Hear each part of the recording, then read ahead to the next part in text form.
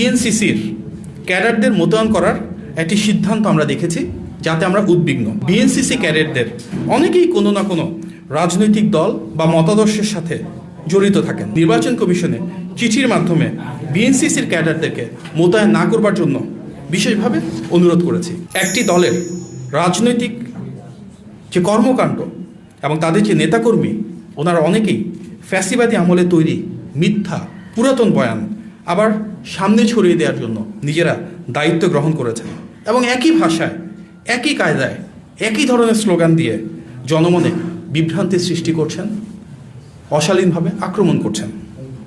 এটি স্পষ্ট বিএনপির ক্রমবর্ধমান গণজোয়ার ও জনসমর্থনের মুখে তারা ক্রমশ জনবিচ্ছিন্ন হয়ে পড়ছে বলেই সুস্থ ধারার রাজনৈতিক প্রতিযোগিতার পথ ছেড়ে ব্যক্তিগত আক্রমণ এবং অপতথ্য ছড়ানোর নোংরা কৌশল বেছে নিয়েছেন। উপস্থিত সাংবাদিক ভাই ও বোনেরা, ত্রয়োদশ জাতীয় সংসদ নির্বাচন ও গণভোট উপলক্ষে নির্বাচনী কাজে বাংলাদেশ ন্যাশনাল ক্যাডেট কোর অর্থাৎ বিএনসিসির ক্যাডারদের মোতায়েন করার একটি সিদ্ধান্ত আমরা দেখেছি, যাতে আমরা উদ্বিগ্ন। কেননা কলেজ ও বিশ্ববিদ্যালয় পড়ুয়া বিএনসিসি ক্যাডেটদের অনেকেই কোনো না কোনো রাজনৈতিক দল বা মতাদর্শের সাথে জড়িত থাকেন।